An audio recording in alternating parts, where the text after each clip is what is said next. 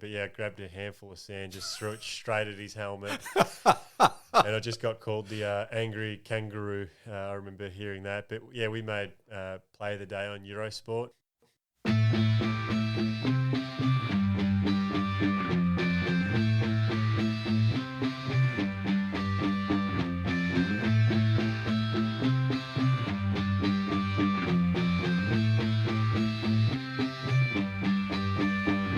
There were times I was lost, dark had fear, couldn't see through the rain. In the end it was clear, hit the fan. I was more than one man who was there to lend a hand. Together we'd stand, always had my back, my guardian soldier. Team put together, united we conquer. Blessed is he who in the name of charity carry me when I'm weak straight through the valley of darkness. Pitch blackness, the heartless, regardless, fear couldn't part us. Thick and thin, there by my side. At times we collide, but in the end we ride. Thick and thin, there by my side. At times we collide, but in the end we ride. We ride, ride.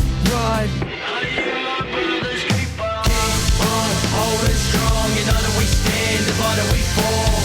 Together we belong. I am my brother's keeper. Keep on holding strong. United we stand, divided we fall. Together we belong. I am my brother's keeper. I am my brother's keeper.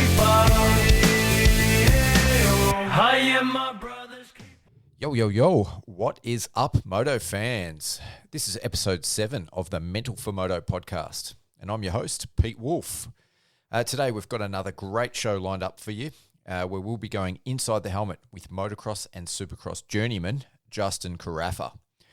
Big thanks to our partners for this episode, Death Grip Products, Graphics by Aqua, Shred Bike Care, SPMX Suspension and Engine Performance, Wolf Building Compliance, and Works Racing. Keep an ear out for more info about the products and services that these guys offer later in the podcast, and make sure you give them some love as they are helping to keep the Mental for Moto dream alive. Also, don't forget to log into our website, mentalformoto.com, and order yourself some merch. Shout out to everyone that has already got in and bought some already. I am truly appreciative and humbled by the support. Now, without further ado, let's get to today's guest.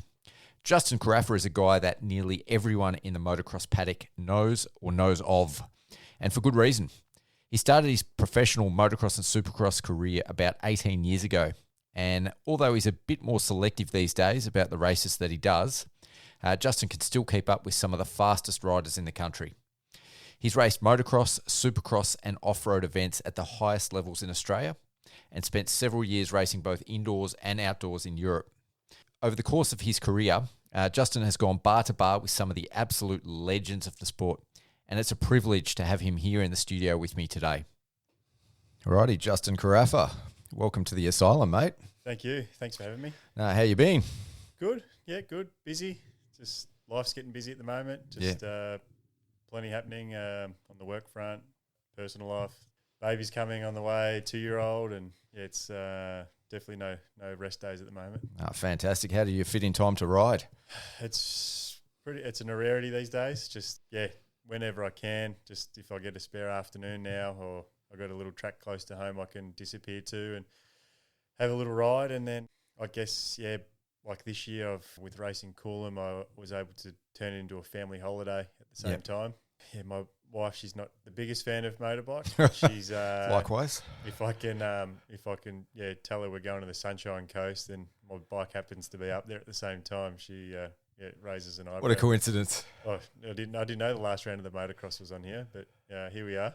But no, she's supportive. So yeah, whenever I can, I make it happen, and still just love the sport and big fan.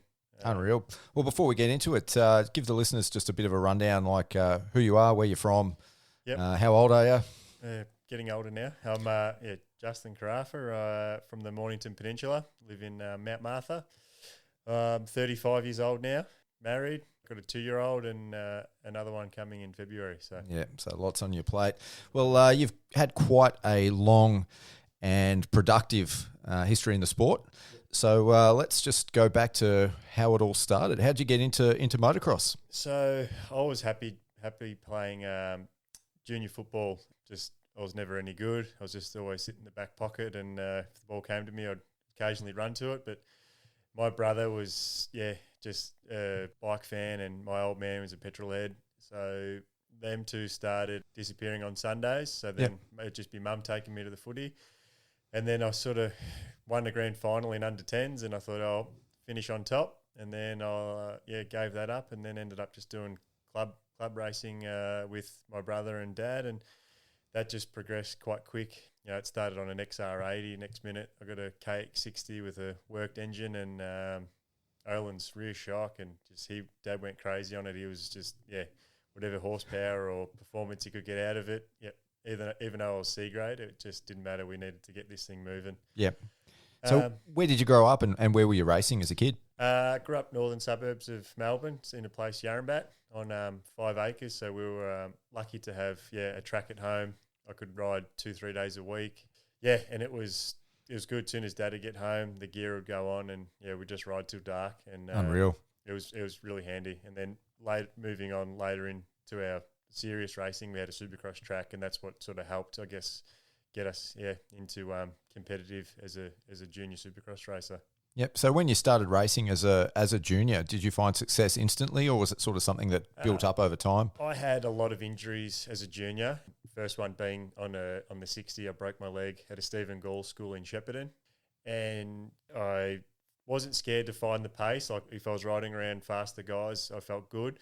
But I just had those broken bones frequently. Like it'd be like every 6 months I'd break a leg, or mum was just definitely over. She wanted me to start playing football again. It was, the bike riding definitely took a toll on the body. But I moved to A grade pretty quick on the 80.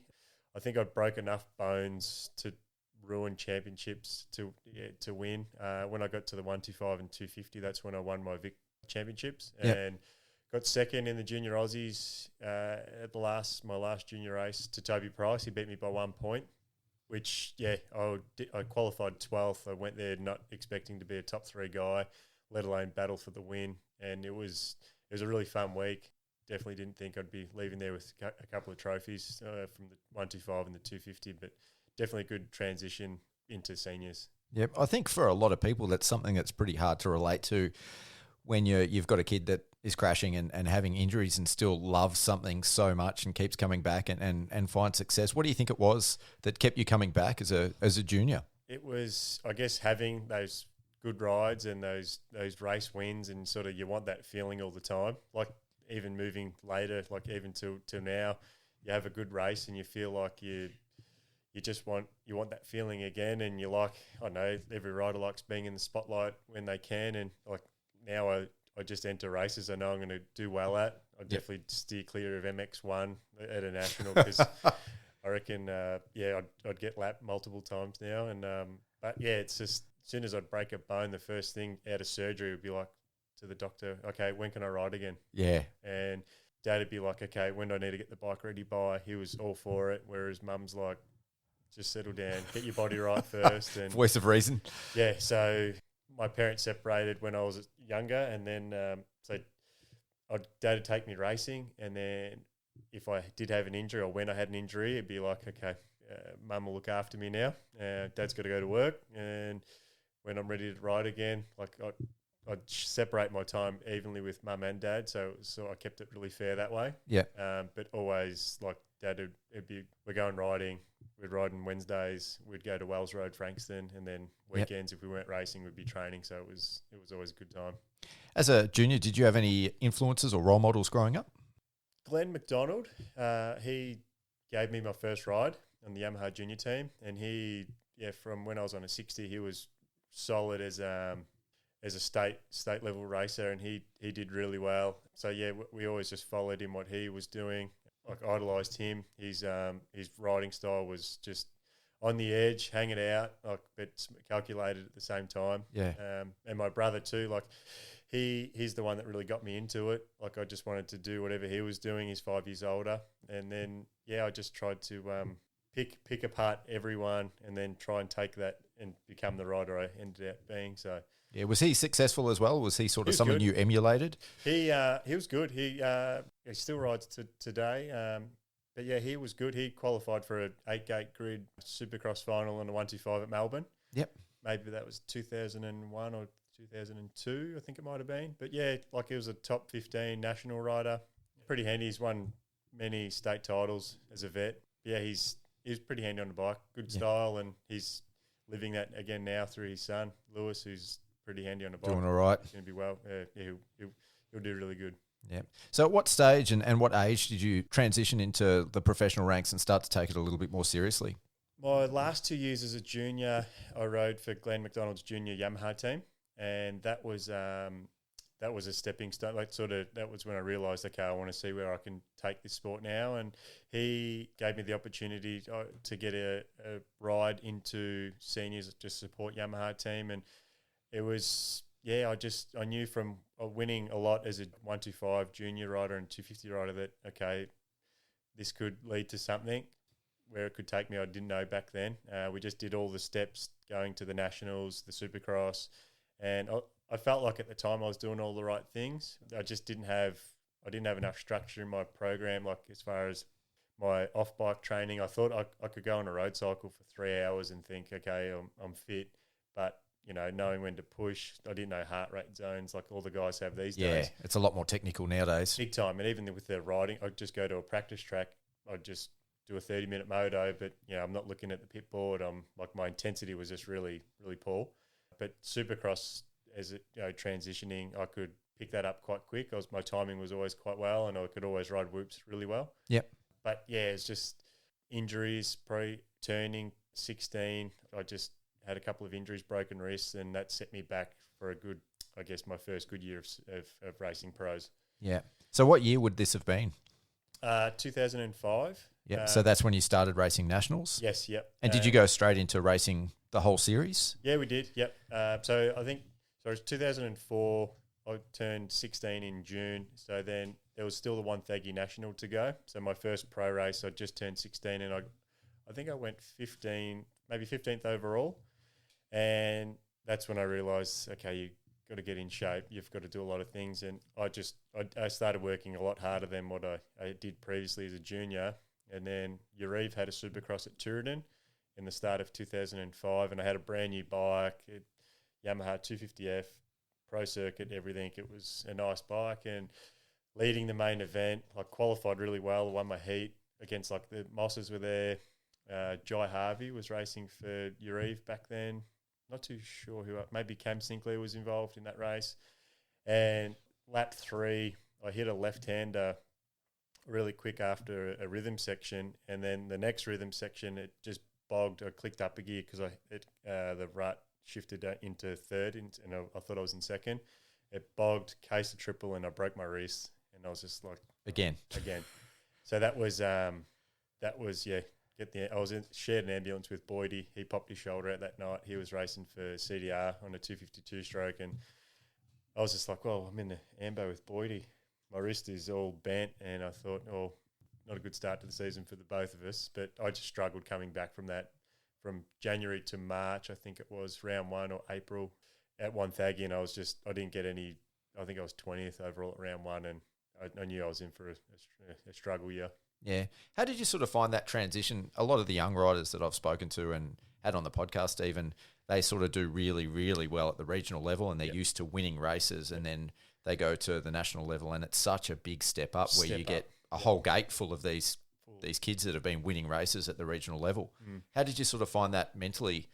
Yeah, it was coming off winning everything as a junior, and then battling for 20th. It was, demoralising. It was hard. It was like you'd be driving home, there'd be silence. Driving home from Queensland with Dad, you're not celebrating getting 2 points, coming 20th. So it was a battle. We just had to keep working hard, and I was a bit bigger.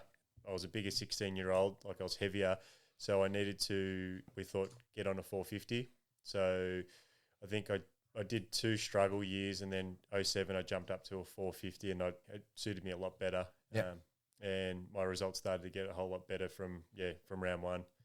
Was your dad really focused on results? Was he sort of a bit of a driving force behind your early career? Definitely. He the goal was always you want to get a factory ride, you want to get support, and he just wanted to stop spending his money, and I get it because it was as a rider too, seeing your dad just swipe the card. Yeah. It's just like, Dad's putting a lot in for this. I need to start doing some. I need to start getting results. So I guess I just wanted to obviously do him proud, and then I guess have that confidence of getting in the spotlight to get a team ride would have been the goal. I always had support rides, but never had a full factory ride where it could just be Dad had hand passed me off to a team and say, "Here, you take care of him now." Apart from when I was in Europe, but in Australia, I always fell short of that. So when you were racing the Nationals, you raced from around 2005 to 2011. Just give me a bit of a rundown of who you raced for and what sort of results that you achieved. Glenn McDonald ended up taking on a KDM role, a satellite team, GMR KDM, and then 2007 I rode for him. I was racing, say, against Jay Marmont was the factory KDM ride at the time. Daniel Reardon had a really good year on Cowie in 2007. Craig Anderson was HRC. And then my rival growing up, he was a year younger than me, but Cade Mosig, we were always around the same time. And his first ride out of junior was factory Honda. And did I want to beat him big time? And I knew I could. I knew I was fitter than him, but he just had a lot more bike time. And I was still doing year 12 at school as well. I wanted to finish school because I knew there'd be a life after racing. But round one, me and Cade were equal sixth overall for the day. And I only had one bike too, so I got to round one and my bike had 60 hours on it. It was the old KDM with the PDS shock, and I actually beat Marmont that day too, which was okay, I got a parts budget after that, and that's for sure. Oh, that's unreal. So it worked out good, and just a bit of an inconsistent year. I had another good round at Newcastle. Same thing, I think I was maybe 7th overall, and I think I finished the year in 10th. So just too many DNFs, like Conondale, double DNF, and then I just sort of... Were they from mechanicals or not keeping it upright? Or Both, yeah. Maybe I wasn't fit enough, and I'd always find an excuse, and I guess when you're having a bad day, it's hard for me. It was hard to turn it around and make a strong second moto. So it was always a bit of a battle. But I just by that stage later in the motocross season, I just was looking forward to supercross. That's where I sort of felt like I could shine a bit better. Yeah. So moving into your sort of supercross career, did you find that came a little bit more naturally to you? You sort of touched on it already. Yeah, as a kid growing up on 5 acres, we had. Me and Julian, or he'd do all the building and I'd just end up do the jumping. So he'd do all the hard work and then I'd just come in there and, reap the rewards. And I guess riding BMX 5 nights a week after school, that definitely helped. I tell that to my nephew now, who's really good on a BMX. I said, BMX will just help you as a kid jumping a motorbike. Yeah. I think a lot of kids nowadays don't do enough of it. But that helped me transition my supercross timing. And it's just something about being in a stadium full of people. It's just always a bit of a buzz. Yeah, definitely. So you started your supercross pretty much the same time you turned pro.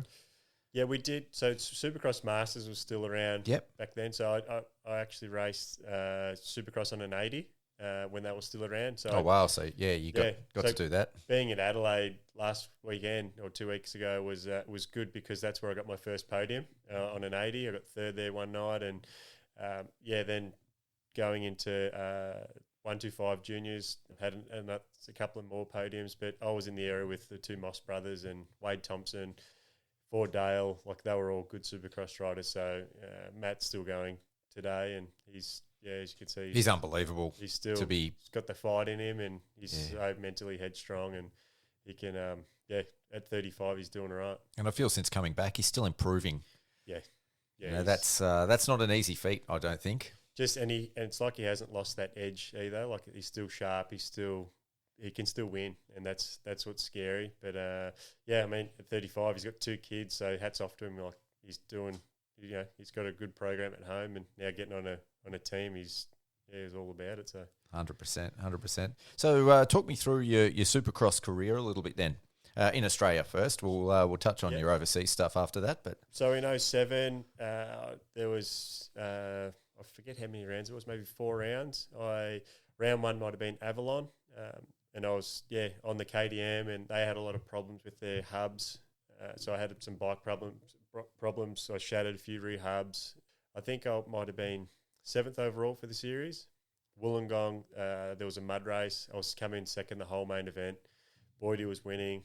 And like on the last lap I dropped it and I got 6th or maybe, somewhere. It was in the top 10, but I could have had my first podium and I just threw it away and I just, that hurt a lot. We drove straight home that night and the whole way home I was just thinking, far out, I could have made some prize money. Yeah. Yeah, that's what I was thinking about. But yeah, just on the 450 was always good.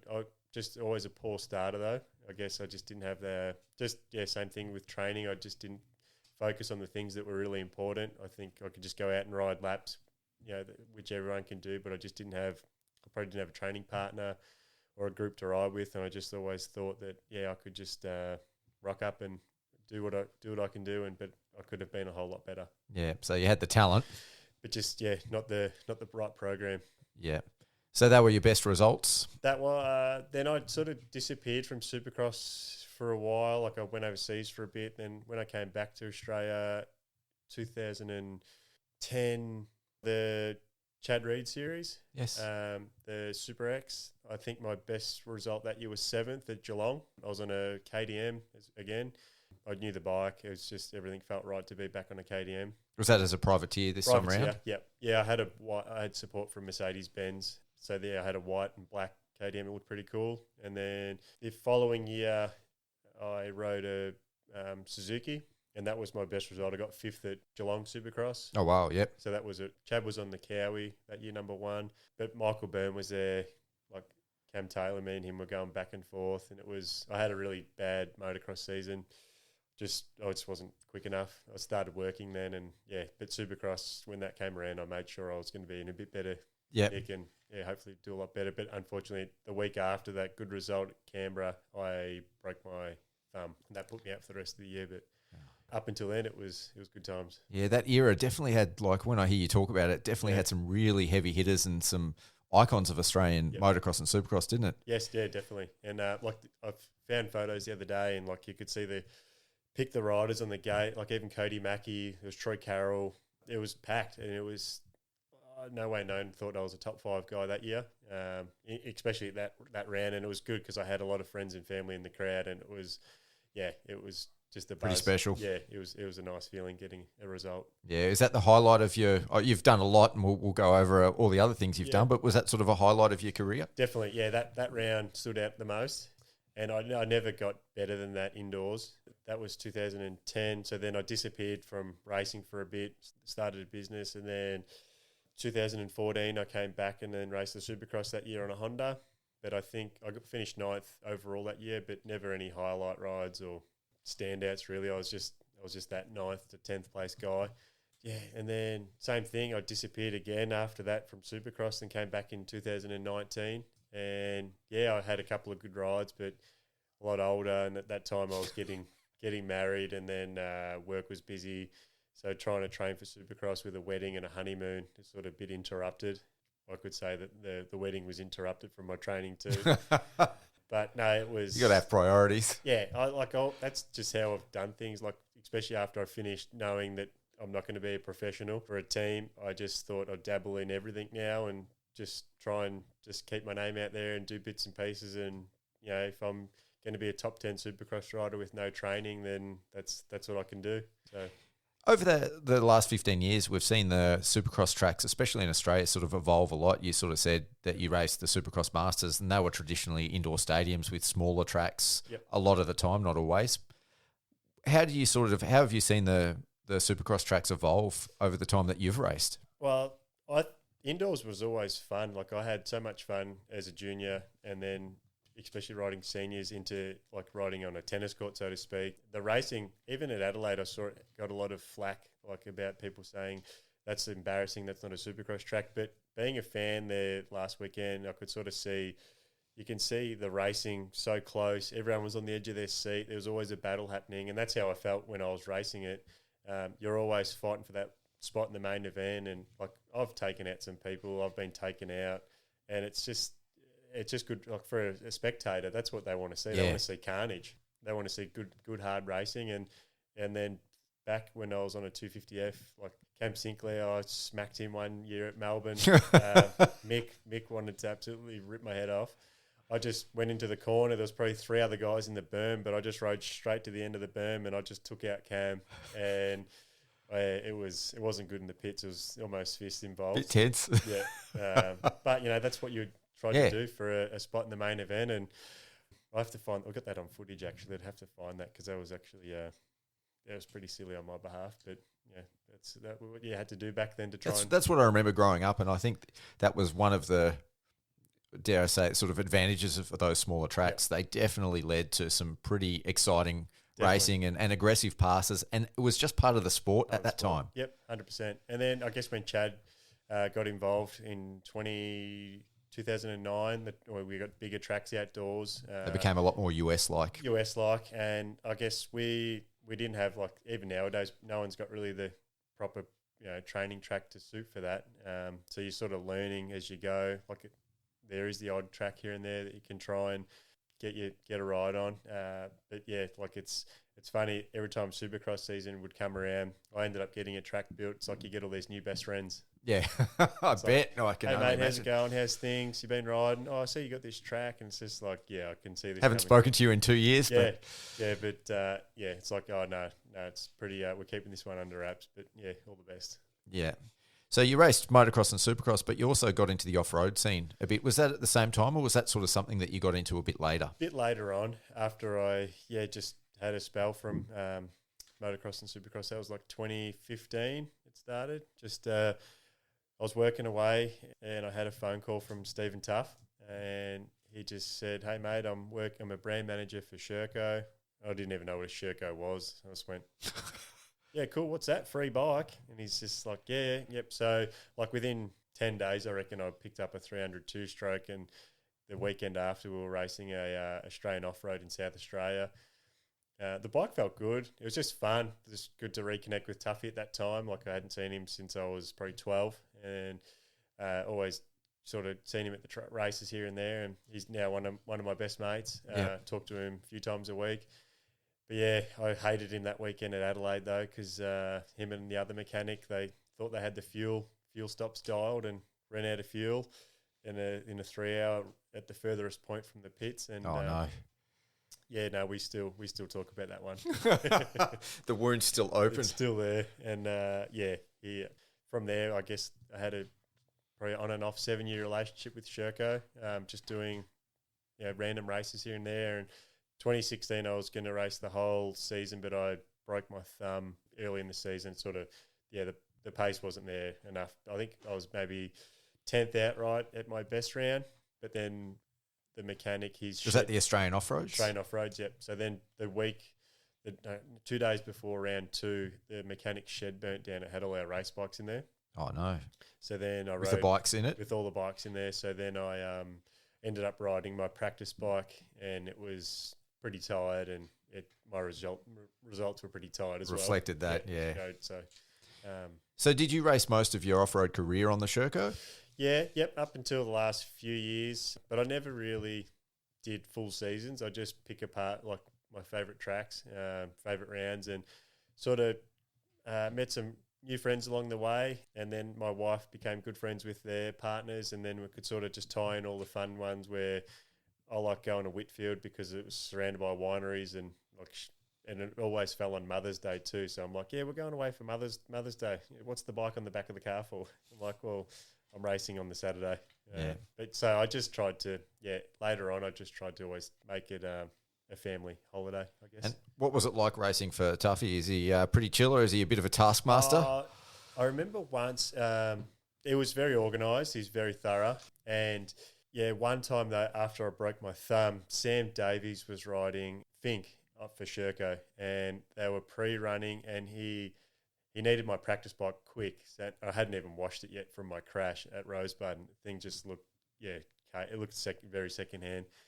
And I dropped it off at Powerhouse, and they sent the bike to Fink.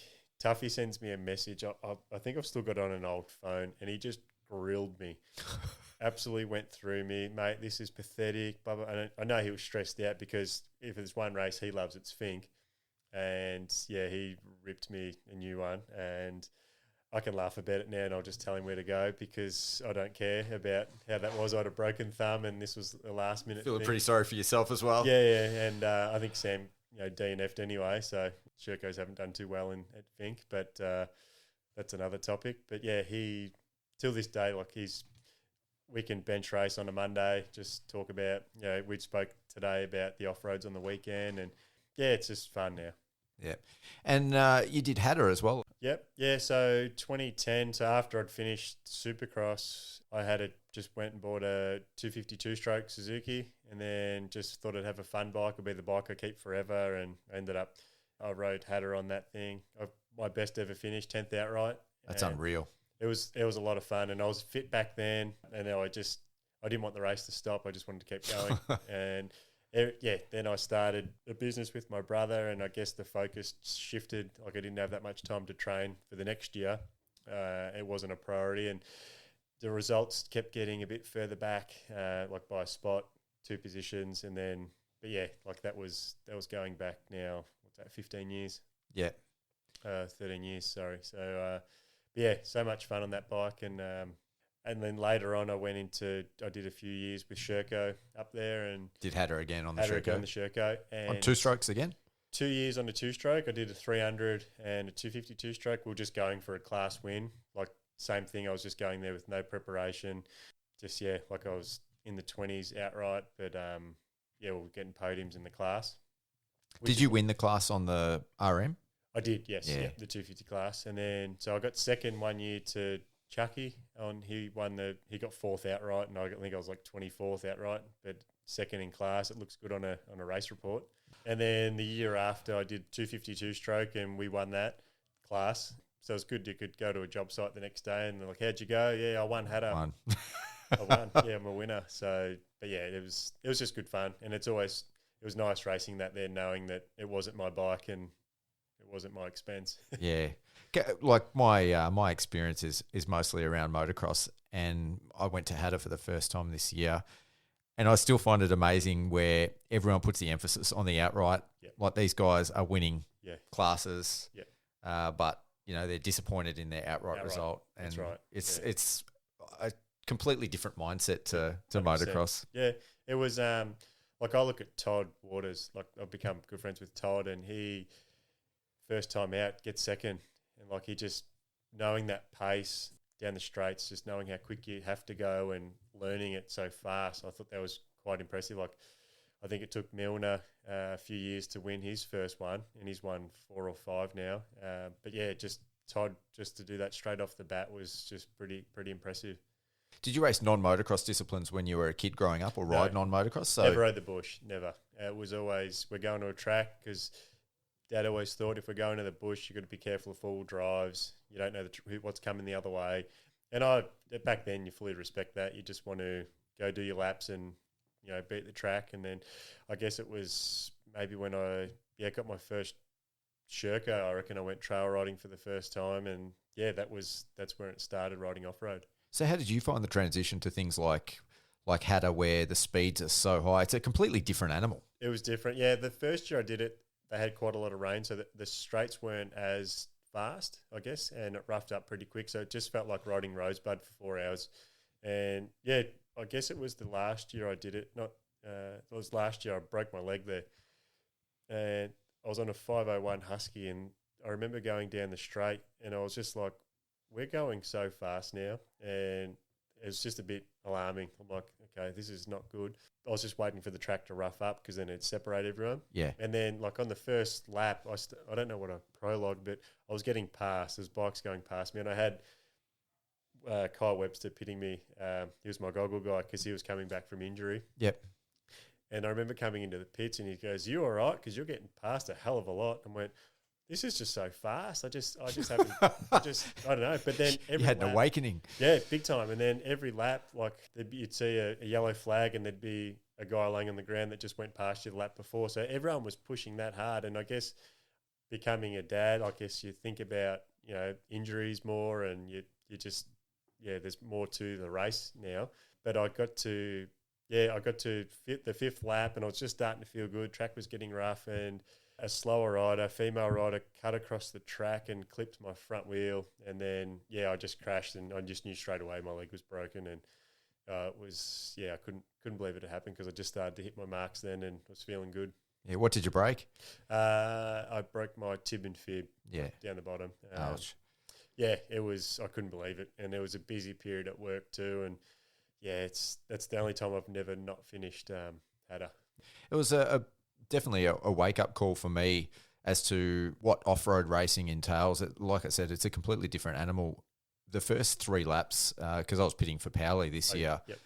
and the first 3 laps were in the pits, and it was literally just one ambulance after another going past. They had to go past the pit where we were to get to wherever they were doing their first aid, and it was non-stop, and it was pretty alarming actually. Like for someone that on a motocross race meet, we might get 1 or 2 ambos at most.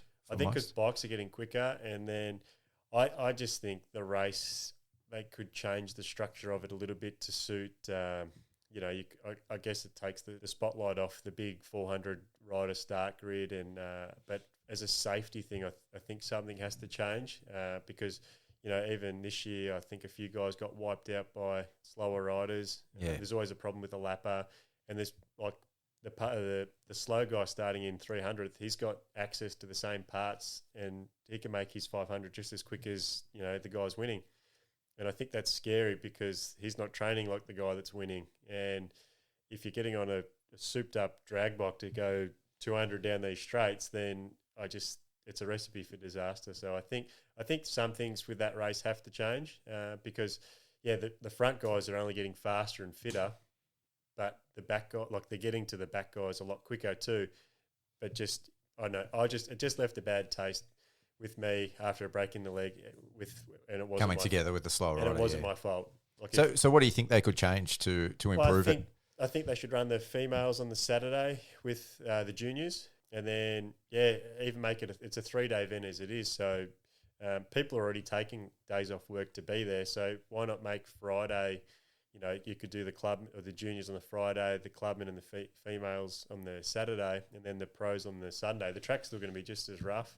It's just one of those things. Something really bad probably has to happen for a change. And I emailed them after the race and told my thoughts. I never got a reply or anything, but I'm not a high profile guy, so I guess it just got thrown into the junk mail. Yeah, I guess there's things like that in every aspect of the sport that could definitely improve, but unfortunately, like you said, sometimes it takes something big to happen or some sort of shake-up. Yeah, exactly. All right, we're going to take a quick break just to hear a few words on behalf of our sponsors, and then when we come back, we'll go into your racing in Europe. Sounds good. All right, we hope you're enjoying the show. It's time to take a quick break to say a few words on behalf of our awesome sponsors. So keep your ear holes open and your finger away from that fast forward button. And most importantly, support the sponsors that support Mental for Moto. Death Grip Products. Nearly all motocross riders experience arm pump, some of us more than others. As well as exercise and a good diet, one of the things that's really helped me is wearing the right gloves. The Death Grip Reaper glove is a lightweight glove that is designed to maximize comfort and feel. And the non-slip logo on the palm and fingertips reduces the effort that it takes to stay connected to the controls. Death Grip Products is currently offering a whopping 35% off the Reaper glove for Mental for Moto listeners. To take advantage of this offer, click on the link below and use the promo code MENTAL23 and you can conquer your arm pump demons as well. Works Racing Goggles.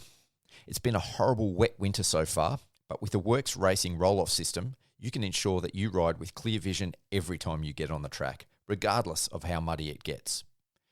A small locally owned business, Works Racing Goggles offer premium performance at a fraction of the price of some of the big name brands. To order yourself a pair of Works Racing Goggles today, simply follow the link below. Wolf Building Compliance and Fire Protection. Having a quality fire extinguisher in your trailer and workshop is one good way to make sure that your valuable dirt bikes don't accidentally go up in flames. Servicing the Greater Melbourne area, Wolf can help you out with all your fire protection needs. Visit wolfbc.net or click on the link below and use the contact form and the guys at Wolf will be sure to look after you. SPMX engine and suspension performance. There's one thing that the bikes ridden by the fastest riders in the world have in common. And it isn't always that they have the most horsepower, fanciest engine mods, or shiniest aftermarket exhaust systems. It's good suspension. Contrary to popular belief though, having your suspension working correctly for your weight, speed, and preferred style of riding is no longer a luxury that is accessible only to the pros. As an average rider myself, I can attest what a difference getting your suspension tuned and serviced makes. So if you want to go faster, ride safer, and simply enjoy your riding more, book in with Steve at SPMX to get your suspension tuned and serviced. You'll be amazed just at what a difference it makes. Graphics by Aqua. If you want a lit kit, Graphics by Aqua have got you covered. Neon colours, metal flaking, holographics. Graphics by Aqua are taking jersey prints, graphics kits, and graphic design to the next level. Best of all, Graphics by Aqua is locally based and exclusively use premium quality local suppliers for their full range of products and services. They even do custom logo designs and work uniforms. To see some of their awesome work, check out the Graphics by Aqua Instagram page and give them a follow while you're there, or simply follow the link below to visit their website. Shred Bike Care. The concept behind Shred Bike Care is simple. A clean bike is a fast bike. And with a complete range of products, from bike wash and degreaser to chain lube and surface treatments, Shred can have your bike looking clean and shiny every time you hit the track. Australian owned and locally produced, the range of Shred products are fast acting, safe on all bike parts, biodegradable, and unlike most other generic cleaning products on the market, are entirely designed by bikers for bikers. To check out the full range on offer at Shred Bike Care, visit their website by clicking on the link below. Now let's get back to this episode. So you've also done a fair bit of racing in Europe. How did that all come about? My brother Julian was on a holiday in California. He was just at Parlay, and he ran into a German guy by the name of Thomas Knott, and he was actually the when Ben Townley first went to Europe and rode for FaZe Suzuki, that was his team. Yes. So this is going fast forward a few years. Yeah, he had a shop, like a suspension tuning shop, and he had a race team off the side of that. And like Julian got chatting to him, so my brother would be interested in a ride. And within I think 2 weeks, I was in Germany on a start line racing the first round. Was that motocross? Motocross, yeah. And everything I knew in Australia, he just pretty much changed my whole riding style. Was that like a German series, or was that MXGPs? So I did. The plan was to do, back then they had MX3. Yep. So he'd always dangled the carrot with MX3, but we just did the German Masters and the Swiss Masters. So, but the first race I did was Frankenbach. It was just like an international race. Max Nagel won, the GP rider, and Roxon was there. He was riding the Youngster Cup. And Hurlings was there on an 80. So it was just like, I didn't know Hurlings, no one knew who he was. He was going to be, yeah. Everyone knew Roxon because he's that, he was a 12-year-old with the Red Bull painted helmet already. And he had the personality and the attitude already. And I'm like, wow, who's that guy there? I remember saying to my mechanic, who's that? And he goes, you're going to hear about that guy in a few years. Sure enough. I was jet lagged still, lining up. And I think I went 16. And then I remember the first thing Thomas said to me was, you've got some work to do. And so what year was this? That was 2008. 2008. So you would have been, 20 years old? 19. 19. I think I just turned 19, yeah. So Dad was there for the first 2 weeks, and then he flew home. And then I was just, left on my own. And it was just a wild experience. The German stuff was always really hard because there's so many fast GP guys racing that because the money was good. They'd always, like a moto win would be, say, €1,000, and it's just cash in an envelope. Yeah. And like me, I was just making enough money to buy bread. Like 16th wasn't paying too well. But when I go to Switzerland, though, it was like a Vic title here. And I remember the first one there, I won the first moto, got second in the second moto, and then I just had an envelope full of cash, and I was like, this is the good, the business. I've made it. So... But it was just hard with Thomas. He was very strict and very thorough, and I learnt so much from him. Just, I was a bit of a clutch rider back then. I mean, I had a parts budget here, so I'm like, what's a clutch? It's nothing. But he just changed my riding style quite a bit. I've always been real solid in the hips, so he tried to change that too.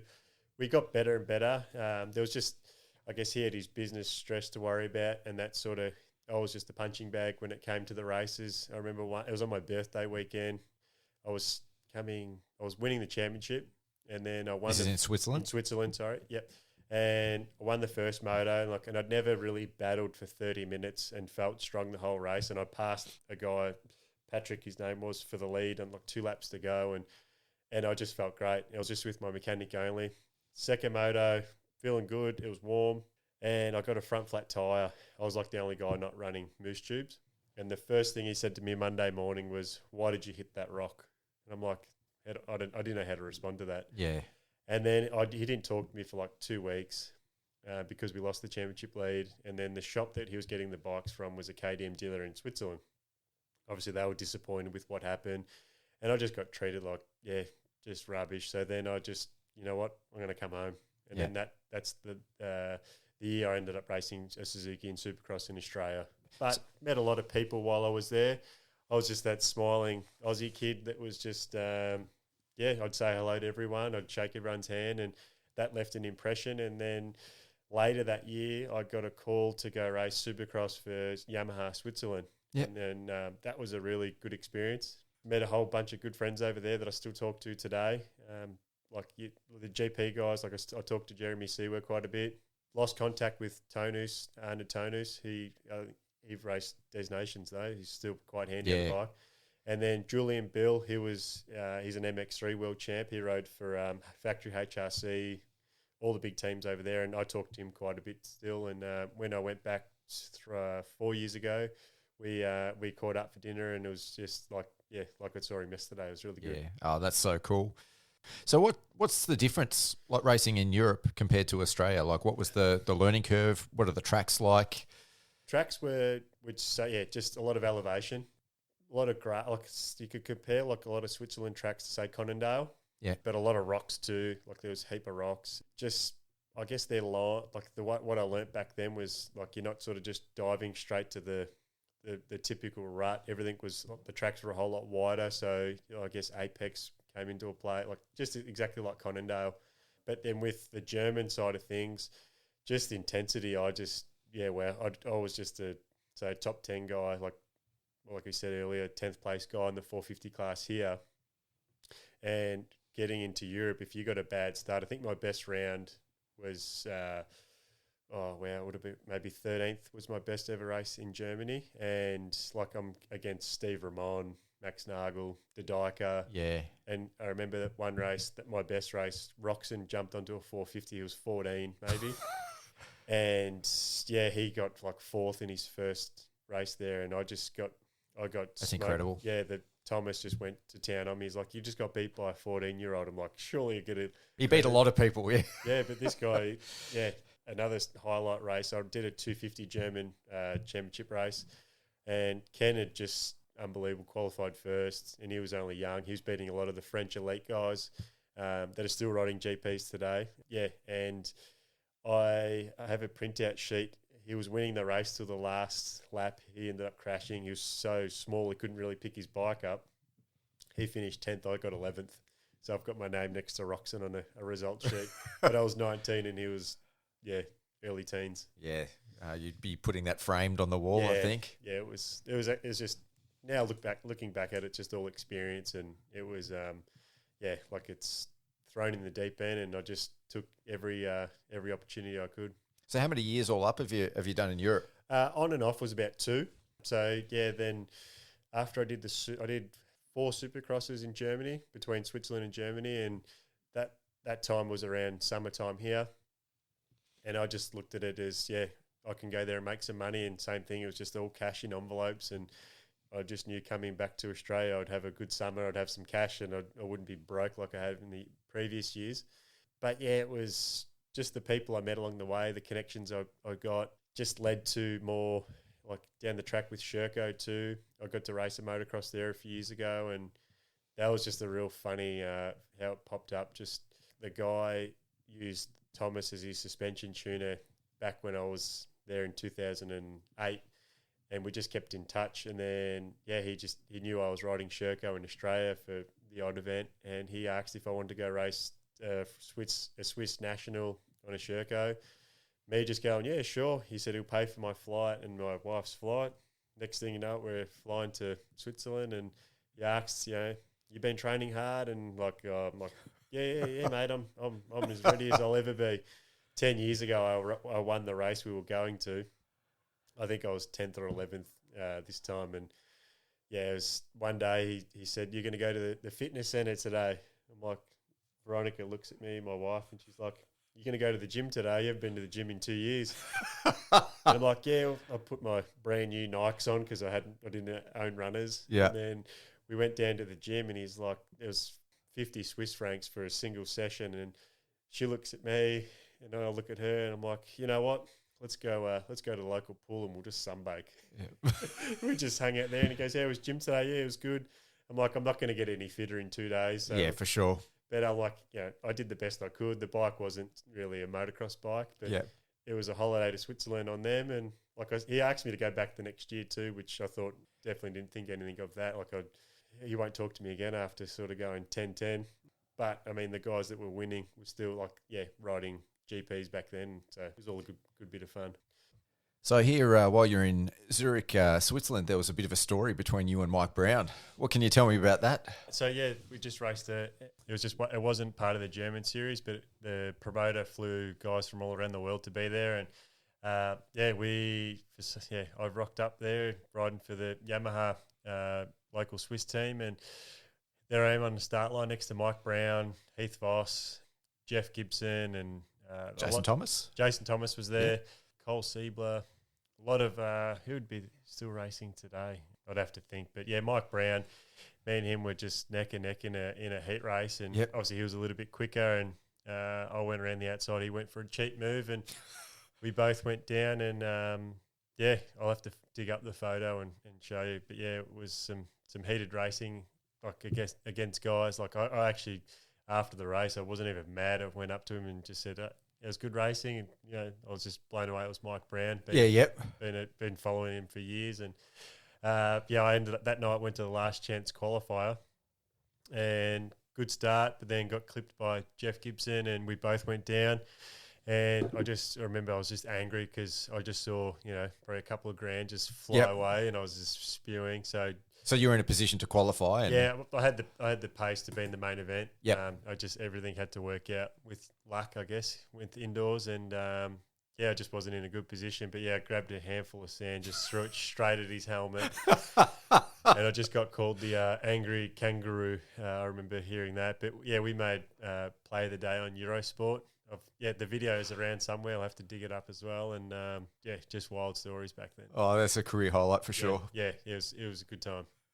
So what was, through your professional career, and I guess even going back afterwards, what was the best bike you've ridden? Best bike? Well, till recent, like best motocross and supercross bike, my 06 250F that my dad sort of built we had a wide line engine, Öhlins suspension, and it was a real good bike. But Was that a Kato? It was a Yamaha, sorry. Oh, Yamaha, yeah. That was a really good thing. And supercross bike would have been my 2019 Honda. I was on the Ride Red program for Urive. Yep. That bike was good. Stel from On Point, he's been my suspension guy now, going back maybe 6 years now. Yeah, so there's been even the Sherco 300 4-stroke. That race bike I rode 1 year. That was a really good bike in the bush. Yeah, I mean my last Husky was a good bike, 501. Just fun, just like for trail riding, like for the stuff I hadn't done in the past. It was just something different, and it was good. Yeah. So you sort of said before you started your pro career in 2005, and you still were racing Supercross in 2019. Still going. Yeah. So what are you doing now? And is there a chance that you might race a bit of Supercross this year? I raced the vets at Coolum. Yeah. And like I said, it was a family holiday, and I thought my lead up to it was pretty average. Not as much time on the bike as I'd liked, but I didn't know at the time. But Dean Porter I knew he'd be there. But the last time I raced him at Hatter, I beat him, but I didn't know he'd been racing all this year, the state rounds, and so he was going in there, fit and race ready. He'd had gate drops, and the guy that got second, a local guy, he rides with Todd quite a bit in Cairns. He was fit too, and then somehow first moto I got second. The second moto I had nothing in the tank. I think I spoke to you after that moto, and I just didn't want to look. I haven't touched my bike. Like I've washed it, but I haven't ridden it since. The track got pretty brutal. It was tough, yeah. And then Kyle Webster, he was just laughing at me because he could see how much pain I was in. And I was just like, you know what? I'll leave this to you guys now. And but that's motocross. It's just a time thing, and I can adapt better to supercross, especially after visiting Adelaide last week. I knew it would hurt watching, but it was good to be a fan there. But I know I could have been in the main event in the 450 class. Like, it's just, You would have made the top 10, you think? I think I would have. Yeah. There's a couple of guys there I reckon I could have beat, but it's easy to say that, sitting in the crowd, drinking a Canadian club, watching. But yeah, I mean, I'm trying. I've been, shit stirring a little bit to try and get a bike for Melbourne. But whether it happens or not, who knows? But it'd be cool to get inside the stadium again. Yeah, definitely. I'd love to see it. I'll be there for sure. Yeah, so awesome. hopefully I can see you on the track, not sitting with your Canadian club in the crowd. No, we'll put that away. Yeah. You've had a few other roles in the industry as well as your riding that you've done. So you've done some coaching, you've done some stuff for ADB. Tell me a bit about that. Coaching was a early day thing. Back then it was I didn't have a trade behind me, and it was more just a money thing. I just wanted to keep funding my racing, and that was through Glenn McDonald. So I was just a coach through him at his schools, and it was back then as an 18-year-old, it was good money. And did I get much of a buzz out of it? Not really, because I think as a young kid, they, especially in the heat, like it was always summer camps, they just had no interest in listening to what you had to say. Yeah, you're sort of just trying to impress the parents. So that's what sort of turned me off the coaching side of things. So I was never really I never really pushed that too much. Like, I get asked if I want to do coaching nowadays, and it's just like, not really. I'll help. It's not out. your passion. Not really, no. I'll help out, like, if I have to help out my nephew as much as I can. Like, I don't spend enough time with him as much as I'd really like. I guess that was just money back then. And then ADB, that was through Tuffy. We did a little thing last year. Was I guess our article was based on selected events I was doing. So I did an arena cross at the start of the year. I was just trying to do all disciplines. Yep. Arena cross, then I did an off-road, and then Hatter. Yeah, it was Hatter, but obviously I crashed and broke my leg then. But yeah, that was fun. Just sort of my role as, being a business owner, a dad, and trying to race competitively at the same time I think the stories were okay. Probably a lot of readers could relate to that. And yeah, it never really I haven't done enough this year to really push it again. So is that sort of what you're doing just now, is just selected events and taking opportunities as they come? Yeah, just pick and choose. If opportunities ever popped up, I'd always take them, because it's just you never know which way it could lead. That's how the whole Europe thing started, and I guess I've sort of been like that my whole life, just with, not even with just racing, with work. I'd sort of say yes to a lot of things, and then a couple of days later or halfway through a job, I'm thinking, far out, why did I say yes to this? I'm just a bit over my head, but that's just how I've always been. Just jump in the deep end and just go for it. Yeah, worry about it later. Figure it out as you go. Yeah, pretty much. Yeah, you sort of said before we got started that your mindset has helped you with your business outside of motocross. Yep. Tell me a little bit about that. Just, I think a lot of motorbike riders could probably relate to it. I guess when you're competitive, it's it just from on the track, it'll just move on into your personal life. That's how I find things anyway. And like, I mean, even I'm a concreter now, and like, some days are harder than others. And then it's your business. It's mine and my brother's. We've been going since 2011 now, and some days it's harder. Yeah, you got to really just knuckle down and just think about things. And we try to work a lot smarter these days now that we're older.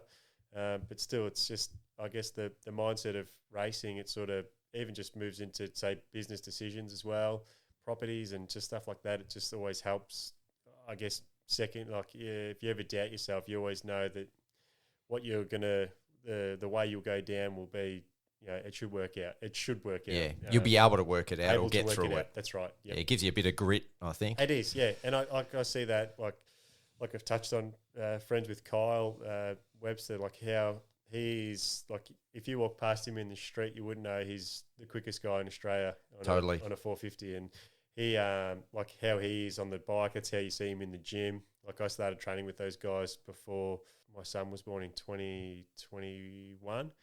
And like, I wasn't training there to get fit for the bike. I was just training just to stay in shape. And like, with Jai, like all the guys training with John Park, and it was, how those guys are in the gym. It's how they were on the motorbike, and then how they are on the mountain bike, and it's just, it was just good to see. Like I felt like I was like that maybe 10 years prior. Yeah.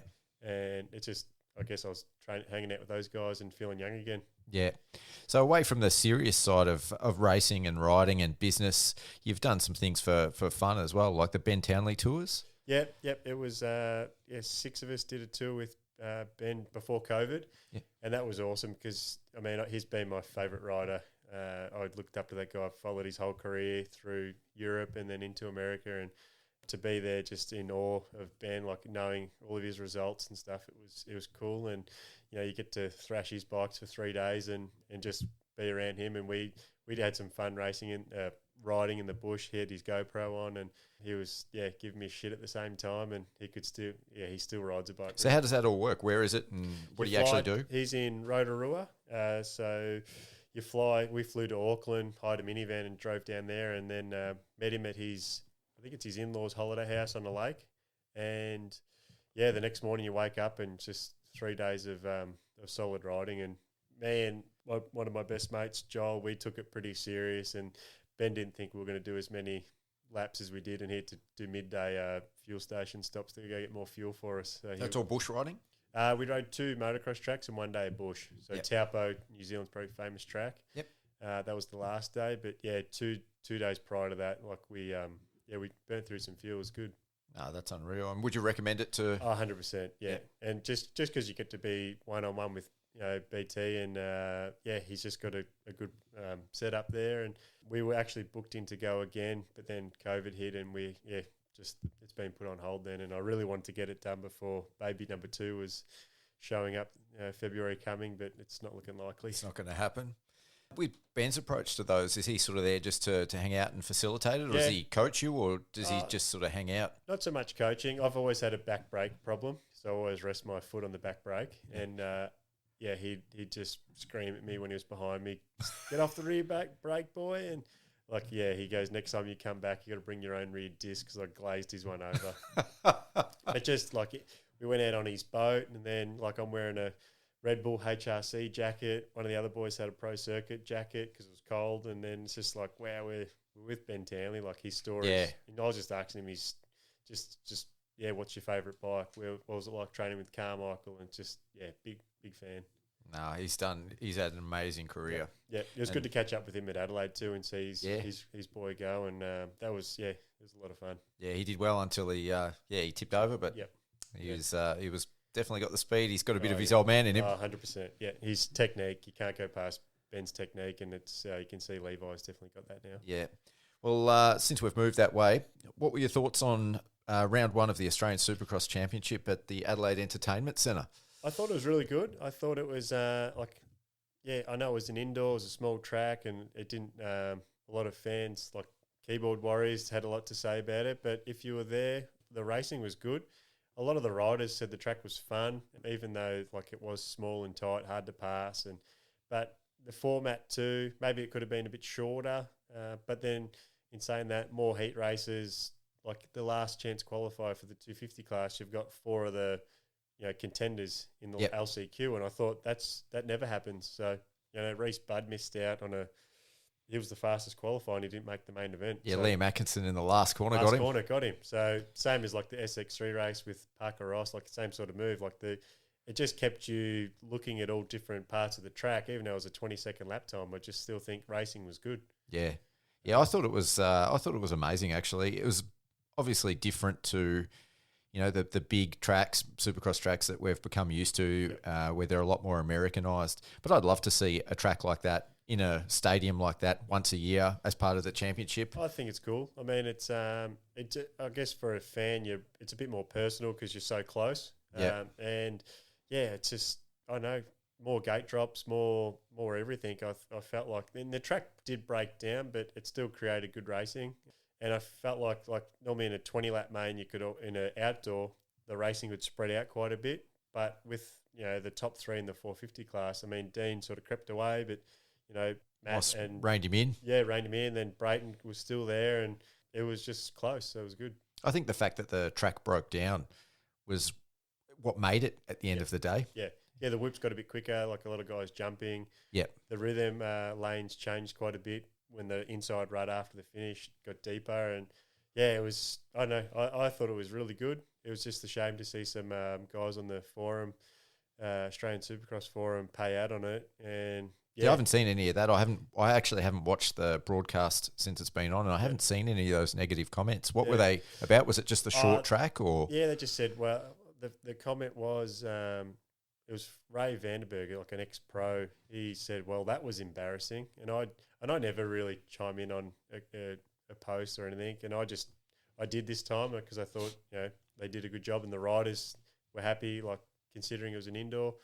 And the post ended up getting deleted too. Like a lot of people out got hostile, yeah. Yeah, I know. The sport's, like they've said, it's in a regroup phase. And I think they're trying their best. Mick, I spoke to Mick at Adelaide, Sinclair, and I just said, mate, I think you're doing a good job. All the teams are happy with how it's all running.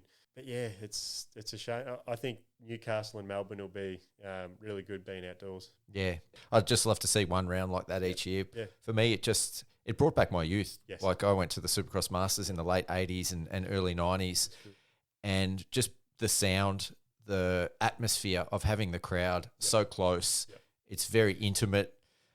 And that small track, like I know some of the riders, when I interviewed them after the race, were complaining about that it was one line, but there were passing opportunities there, and that it was all about taking those opportunities. Yeah. I think if that round had been later in the season, we probably would have seen it ramped up a little bit. You could see even the battling between Dino and Moss, they were very polite with each other. Yes, yeah. If it was the last round and there was a couple of points separate and there was a championship on the line, it would have been whole different story. But yeah, like you said, it was just I think it was close racing for a fan. I think it was, I couldn't see the negatives in it. And even the format, obviously that's not going to work on a bigger track, but it was almost like every race was a last chance qualifier. Yeah. 2 going through from the heats, 3 going through from the LCQ. Yeah.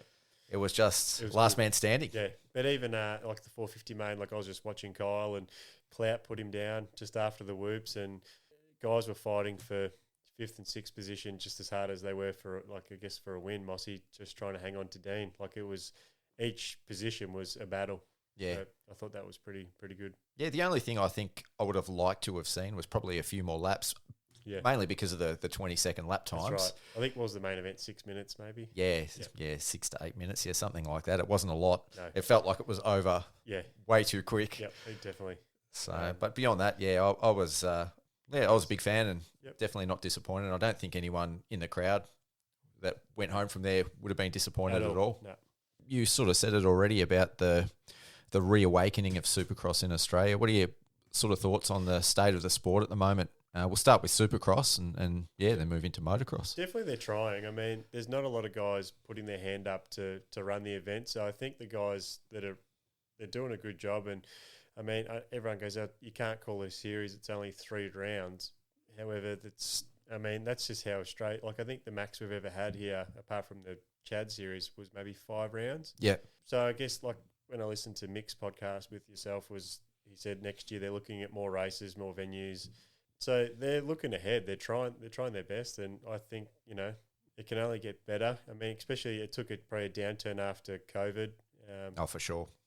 The riders are there. You look at the SX2 class; they're packed. Like even SX3, like there's riders that, like they said, there's record entry lists. So there's no shortage of riders. It's just I think racing in the future, like there's going to be full gates, and it'll be. How do you say? Like I think if everyone sticks to their program and everyone's rocking up prepared, and that's the thing, because you don't want to lose too many riders to injury prior to Supercross. So yeah, and the having the incentives for the privateers, I think, has helped so much this year. I think Mick said they had 40-something riders last year across the 3 classes, so they didn't even have full gates. And this year there was 100. They had the extra class being the 85s. Yeah. But they had 128 entries, which it's phenomenal, and it really bodes well for the future of Supercross when you've got that many guys willing to commit and put in to travel around and do the series. 100%. And then we spoke before we started the podcast was the content that photographers are getting photos of all the privateers. And like I raced 2019 at Marvel, and all I wanted was a photo of me in the stadium riding, and I could not get one photo. Yeah. You know, I was just, I've got one of me on the start line off an iPhone, but you know, all I wanted was a nice shot under the stadium lights. It would have been good, but not one. And I reached out to so many photographers, and no replies. When you told me that, it really blows me away. Like, I'm fairly new to this media gig, and I would have taken, 500 photos on the night. I think at Coolum across the 2 days, I took about 800 photos. Right. I just go in the zone and I'm taking photos. Obviously, the teams, they pay the photographers, and like they'll get a Dropbox link sent straight to them, and then they've got good photos half an hour after their main event. Like, I get that, but for a privateer, I think what they're doing this year is it'll help grow their own brand, their own profile, and it's definitely no harm. That's for sure. Oh, for sure, and you know, the cost versus benefit is just unequatable. You know, they get so much benefit out of it, especially now with social media. To have those photos circulating. Oh, 100%. For sure. And those riders will use them next year to start building their programs, to show their sponsors and build that sort of presence already. 100%. Yeah, and it's all starting from a young age now too. I look at my nephew Lewis. He rides for Peter Stevens now. He's a good little rider, and he's, I guess, growing his social media platform, because that's what teams and brands look at. Like, I remember I thought I could, back in 2016 when I started riding with the Sherco, I rang a guy that I'd known. I won't name names, but I rang him and said, look, you know, I'm coming back racing. I'm going to do off-roads for Sherco on their team, and is there a chance I can get into your gear? And he laughed at me, and I go, what's so funny? And he goes, you've only got 2,000 followers. He goes, we're looking at sort of the 30,000 plus. And I went, okay, well, I'll just wear the old gear I've got in the shed, I guess. Yeah. So that's what they're looking at now, and I get that. Yeah.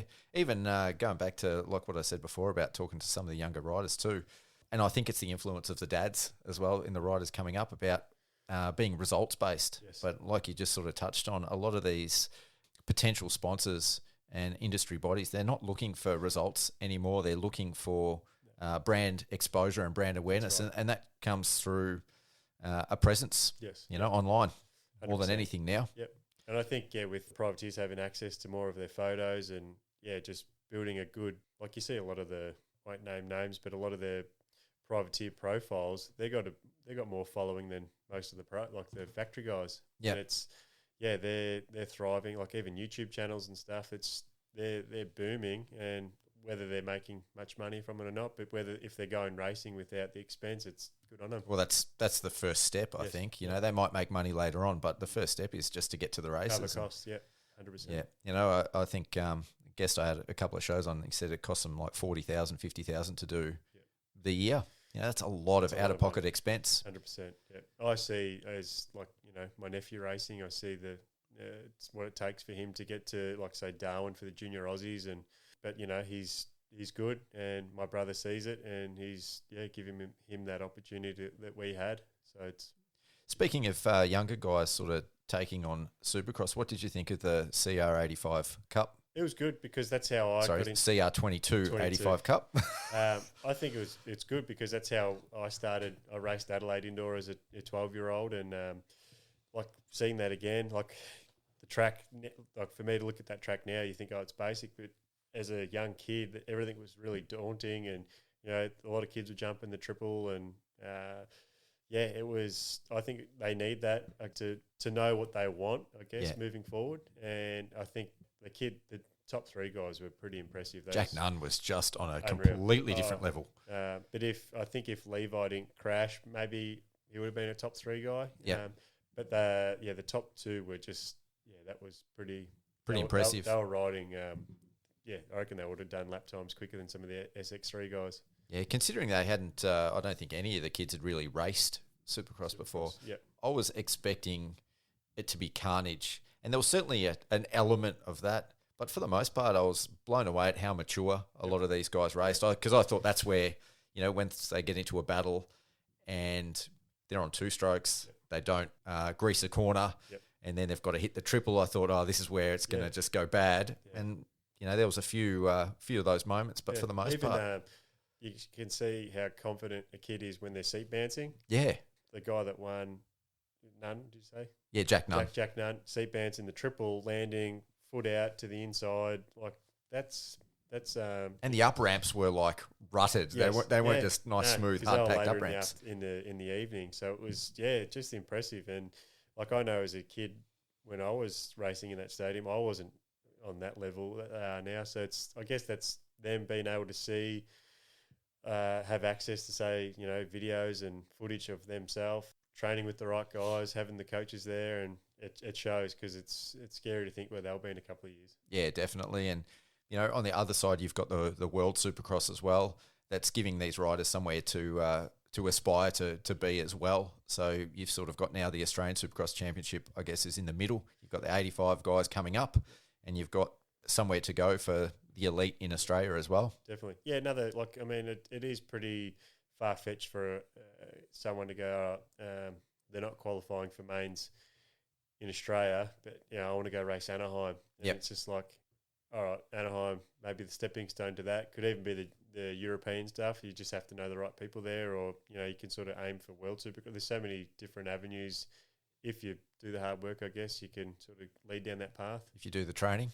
Don't be slack, get off your phone and get into it. Yeah. So last thing we'll touch on, you said on your cheat sheet you wanted to talk about the future of the sport. Where do you sort of see it going, and what did you want to talk about there? Well, I think the motocross now, it's in good hands. I mean, I went to obviously round one. It was sad, but after that, I followed it pretty close, because a couple of good friends were at the pointy end, and you always follow that. And I don't know, I just think riders are getting fitter, the programs are getting better. So I guess the racing, especially the factory guys, the racing is going to be good for the next few years. So it's like, I might not go to all the races now, but I watch it a lot. I watch the highlights. I watch a lot of racing when my son's in bed. So I think it's in good hands. I think with what they forecast for the Australian Supercross, what Mick spoke about, it's a lot of things for the young kids to look forward to as well. And it's just, I know whether I'm going to race anymore, or I might pop up for a vet national again. But as a fan, I'm just excited to follow obviously my nephew along the way and see where this goes. Yeah, the fact the sport's on TV now again. Definitely. That exposes it to so many more non-riders and just fans of the sport, but it also gives, like, even just say on a job site, you sort of want to say, oh, you're into motorbikes. I was flicking through the channels and I saw this dirt bike race, and it was pretty cool. I'm like, that's actually what we're about. So it creates chat, and they think it's crazy. Guys go that fast. They think they're idiots because it's dangerous, but they're pretty intrigued by it all. Yeah. What do you think the scope of WSX is compared to, say, MotoGP and say Formula One? Because it follows that similar vein, and I think that's sort of what they're aiming for is to have that broader appeal. Yeah, across the world. On paper, it looks great. They're definitely trying. I guess a Gold Coast-based company trying to, I don't know the full detail of it all, but trying to organise dirt in a stadium in the UK or in Abu Dhabi, like I just think how hard that would be. Yeah. So what they're doing it's impressive. Yeah, Adam Bailey, he's putting everything into this, and I've known him for a long time. We used to travel to the races together, and you could always tell his brain's always ticking over, and I think he's definitely trying. I couldn't imagine the stress he'd be going through. So full props to him. I can see if it does take off, it's just going to be another series to follow. And I mean, he's got Ken Roxon showing up to these races. He's got a lot of other high profile riders there, and that's why I couldn't see why people have been so negative about it, because it's just more racing for a fan to watch. Totally. But you'll see at Melbourne, it'll be a full house, and it'll be just plenty of fast guys. Hopefully it's good racing, and hopefully the track's good like it was last year, and I can't see the negative. Totally. And the nitty-gritty parts, aspects of it aside, so, the business side and even the race format, just the pure potential of it, going to places where they've never seen motocross and supercross or very rarely. I just think it has so much potential, and I think if it actually catches on, it could even overtake the US stuff. Obviously, that's not going to happen in a year or two, but, if they can get through the next few years and still be on an upwards trajectory. 100%. Yep. Yeah, I just... I don't see any negatives, No, that's right. And then if there's, I guess, sponsors, outside exposure for teams, like with bringing in sponsors that have nothing to do with motorsport, that they're getting advertising on a worldwide stage, like as a global brand, I think, you like you said, you're touching on people that have never seen dirt bike racing before. Yep. Yeah, I mean, the future it's scary what it can do. And I think they'll succeed. It just take time, and it'll be... hopefully one day I can see my nephew out there racing. It'd be pretty cool, and I'll get to travel the world and watch him. That'd be awesome, and hopefully you get out there again as well, so we can cheer your nephew on. You might end up doing a supercross with him the way you're going. Well, I think he might be racing Melbourne, so awesome, in the 65 class. So it would be whether I enter or not, and I know the days are coming around quite quick at the moment, so but even not, I'll just be I'll be in the stands just watching him and cheering him on. Get into the gym and get on that bike and get out there, mate. I wish it was that easy. Well, it's been awesome having you in studio, and I really, really enjoyed it. Yep, thanks very much for having me, and it's been good to tell a few stories about the years I've been racing. Well, I've got a few ideas for a few different podcast formats, so I might have to get you and Tuffy and Powley in here at the same time. And if you're willing to come back. Definitely, plenty to chat about with those two. Good guys, so definitely keen for that. Awesome. Well, thanks, Justin, and I'll see you at Newcastle. Spot on. No worries. Thank you. Cheers. And that, Moto fans, was Justin Carafa. What was that? About an hour and a half? And I feel like we've barely scratched the surface. A big thanks again to Justin for taking the time to come in studio, and to our promotional partners for this episode: Death Grip Products, Graphics by Aqua, Shred Bike Care, SPMX Suspension and Engine Performance, Wolf Building Compliance, and Works Racing. And of course, thanks to you people for listening. This has been episode 17 of the Mental for Moto podcast, and I hope you enjoyed it. Until next time, see ya.